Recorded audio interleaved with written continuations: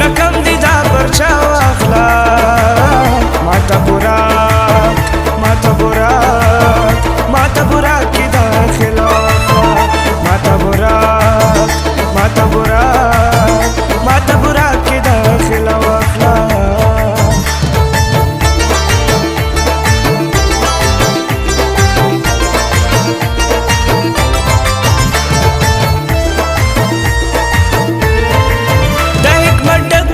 استادان پکی شته د قرآن غټ عالمان پکی